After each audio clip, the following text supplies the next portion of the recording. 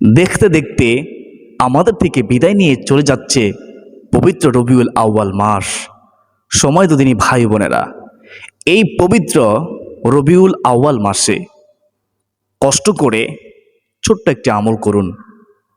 তাহাজ্জুদ নামাজ পড়ে এর ছোট্ট আমলটি করুন। তিরমিজি শরীফে 3563 নং হাদিসের মধ্যে এই দোয়াটি রয়েছে। স্বয়ং রাসূলুল্লাহ সাল্লাল্লাহু আলাইহি ওয়াসাল্লাম এই দোয়াটি পড়তেন, যেই দোয়াটি পড়লে আপনার ঋণের জিম্মাদার স্বয়ং আল্লাহ রব্বুল আলামিন হবেন। আমরা অনেককেই ঋণগ্রস্ত, ঋণের কারণে খুব কষ্ট পাচ্ছি। সুবর্ণ সুযোগ হাতছাড়া করবেন না, এখনো সময় আছে। ঋণ থেকে মুক্তির জন্য তিরমিজি শরীফে 3563 নং হাদিসে বর্ণিত দোয়াটি তাহাজ্জুদ নামাজ পড়তে থাকুন। ইনশাআল্লাহ আজ্জা ওয়াজাল্লাহ, আমি যে নিয়ম বলবো সেইভাবে যদি পড়তে পারেন, একমাত্র আল্লাহকে খুশি করার জন্য, নবীজির প্রেম ভালোবাসা মহব্বত অন্তর রেখে, আমাদেরও বিশ্বাস আল্লাহ রব্বুল আলামিন আমাদেরকে ঋণ থেকে মুক্তি দিবেন। ঋণের বোঝা খুবই কঠিন এক মারাত্মক বোঝা। যে ঋণগ্রস্ত সে বুঝে কতটা কষ্টের সময় পার করতেছে। ঋণের কারণে ঠিকমতো খাওয়া দাওয়া করতে পারে না, ঠিকমতো ঘুমাতে পারে না, খুব পেরেশানিতে পড়ে আছে।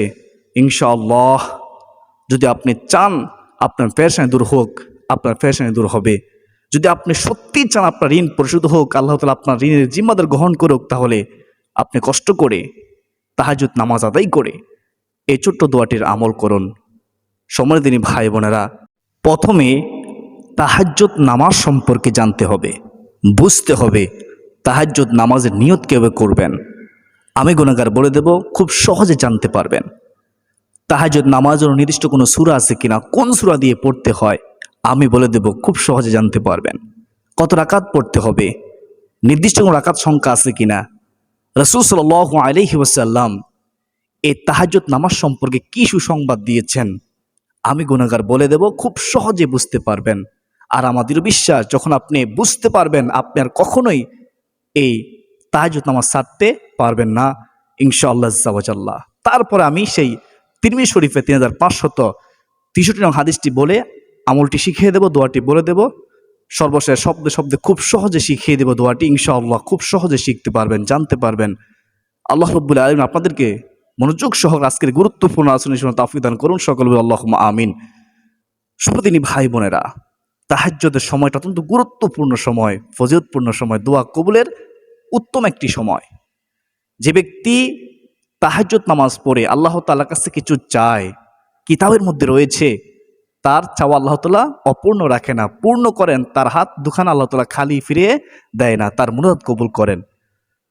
তাহাজ্জুদ নামাজের সময় হাদিসের মধ্যে রয়েছে স্বয়ং আল্লাহ রাব্বুল আলামিন দুনিয়ার নিকটতম আসমানে নেমে আসেন। মহান আল্লাহ তাআলা তার বান্দা বান্দীকে ডাকতে থাকেন, ও আমার বান্দা বান্দীরা কে আছো, আমার কাছে ক্ষমা চাও, আমি আল্লাহ তোমাকে ক্ষমা করে দেব। মহান আল্লাহ রাব্বুল আলামিন সেই গুরুত্বপূর্ণ সময় তাহাজ্জুদের সময়ে বান্দা বান্দীকে ডাকতে থাকেন, কে আছো, আমার কাছে রিজিক চাও, আমি আল্লাহ তোমাকে রিজিক দেব। কে আছো অভাবী, আমার কাছে সাহায্য চাও, আমি তোমার অভাব দূর করে দেব। মহান আল্লাহ রাব্বুল আলামিন সেই গুরুত্বপূর্ণ সময়ে, ফজিলতপূর্ণ সময়ে, তাহাজ্জুদের সময় বান্দা বান্দীকে ডাকতে থাকেন আর বলতে থাকেন, কে আছো, আমার কাছে সাহায্য চাও, অসুস্থ, আমি আল্লাহ তোমাদেরকে সুস্থ দান করব। অর্থাৎ আল্লাহ তাআলা আমাদেরকে ডাকতে থাকেন হাজত পূরণের জন্য। যদি ওই উত্তম সময়ে উঠে আমরা তাহাজ্জুদ আদায় করে তিরমিজি শরীফে 3563 নং হাদিসে বর্ণিত দোয়াটি পড়তে পারি, ইনশাআল্লাহ আমাদের ঋণ পরিশোধ হবে। শহীদ হওয়ার পরেও ঋণের বোঝা মাফ হয় না। সুপ্রদিনী ভাই বোনেরা, সেই দোয়াটি সম্পর্কে নবীজি কি সুসংবাদ দিয়েছেন সেই সম্পর্কে একটু শুনুন। একবার হযরত আলী রাদিয়াল্লাহু তাআলা আনহুর কাছে একজন ব্যক্তি এসে বলল, হে আলী, আমার খুব ঋণ, আমি খুব কষ্ট পাচ্ছি অভাবের কারণে, আমাকে সাহায্য করুন, আমার খুব অভাব। তখন হযরত আলী রাদিয়াল্লাহু তাআলা আনহু ওই ব্যক্তিকে বলল, আমি কি তোমাকে এমন শব্দ, এমন বাক্য শিখিয়ে দেব না, যেই শব্দ, যেই বাক্য দয়ার নবী, মায়ার নবী রহমাতুল লিল আলামিন নবীজি আমাদেরকে শিখিয়েছেন, আমাকে শিখিয়েছেন। তখন জৈনক ওই ব্যক্তি বলল, হ্যাঁ আমাকে শিখিয়ে দিন। তখন বলল, এই বাক্যগুলো পড়লে, এই আমলটি করলে রাসূলুল্লাহ সাল্লাল্লাহু আলাইহি ওয়াসাল্লাম বলেছেন আমার আল্লাহ তার ঋণ পরিশোধ করার দায়িত্ব গ্রহণ করবেন, অর্থাৎ তার ঋণের জিম্মাদার হবেন। একবার ভেবে দেখুন, চিন্তা করে দেখুন, নবীজির কথা মিথ্যা হতে পারে না। সহিহ হাদিস তিরমিজি শরীফে 3563 হাদিসের মধ্যে যেহেতু রয়েছে, অবশ্যই সত্য, শুধু বিশ্বাস রাখতে হবে। দৃঢ় বিশ্বাস রেখে আমাদেরকে এই দোয়াটি পড়তে হবে।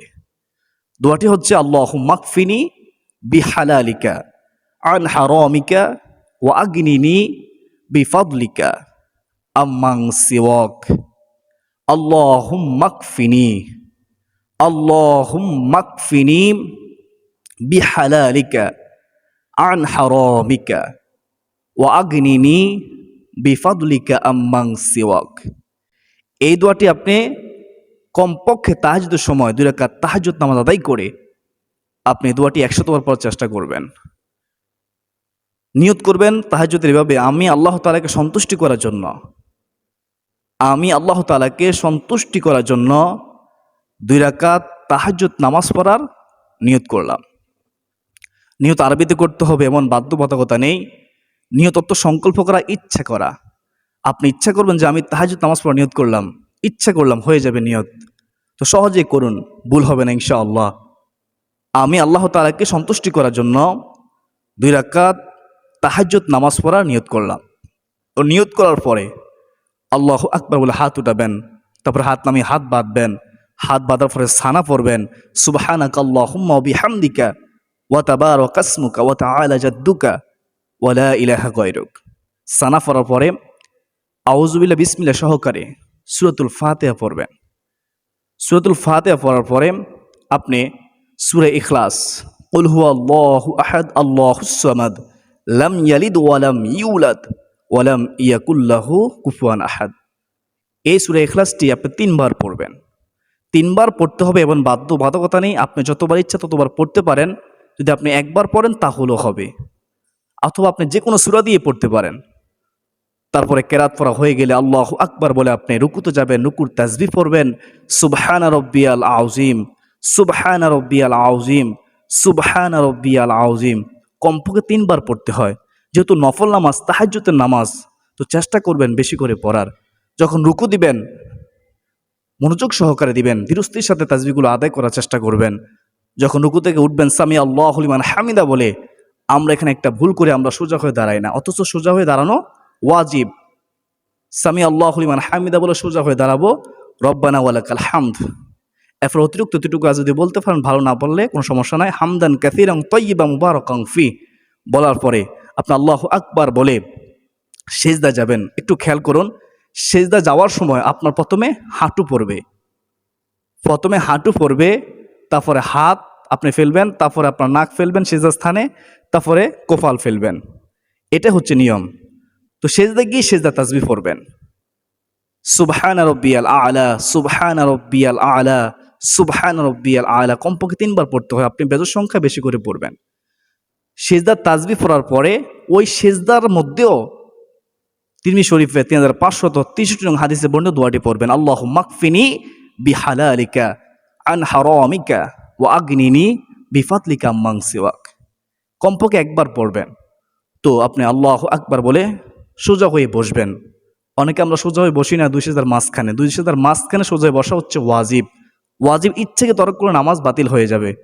তো খেয়াল করবেন, 2 সেজদার মাঝখানে একটি দোয়া আছে, দোয়াটি পড়বেন, আল্লাহুম্মা গফিরলি ওয়ারহামনি ওয়াহদিনি ওয়াজবুরনি ওয়াআফিনি ওয়ারযুকনি ওয়ারফানি। এই দোয়াটি পড়লে 7টি পুরস্কার। আমি সংক্ষেপে বলতেছি, আল্লাহ তাআলা আমাকে আপনাকে ক্ষমা করে দিবে, ওয়ারহামনি আমাদের উপরে দয়া করবে, ওয়াহদিনি আমাদেরকে সঠিক পথ প্রদর্শন করবে, ওয়াজবুরনি আমাদের সকল ক্ষয়ক্ষতি পূরণ করবে, ওয়াআফিনি আমাদের নিরাপত্তা দিবে জালেমের জুলুম থেকে, ওয়ারযুকনি আমাদের রিজিকের মধ্যে বরকত দিবে, ওয়ারফানি আমাদের সম্মান ইজ্জত আল্লাহ তাআলা বৃদ্ধি করে দিবে। কি নেই এই ছোট্ট দোয়াটির মধ্যে? এই দোয়াটি 2 সেজদার মাঝখানে তাহাজ্জুদের সময়, তাহাজ্জুদ নামাজ যখন আদায় করবেন, পড়ার চেষ্টা করবেন। তখন আল্লাহু আকবার বলে তারপর আপনি আবারও সেজদা যাবেন। দ্বিতীয় সেজদা ঠিক একইভাবে সেজদা তাজবীহ পড়বেন। সেজদা তাজবীহ পড়া হয়ে গেলে আবারও সেই দোয়াটি পড়বেন, আল্লাহু মাকফিনি বিহালালিকা আন হারামিকা ওয়া আগনিনি বিফাদলিকা আম্মান সিওয়াক। তারপরে আল্লাহু আকবার বলে সেজদা থেকে উঠবেন।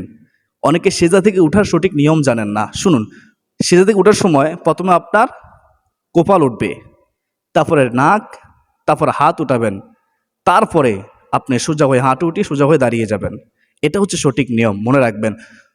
তো তারপরে ঠিক এক রাকাত যেভাবে পড়েছেন, দ্বিতীয় রাকাতও ঠিক একইভাবে পড়বেন।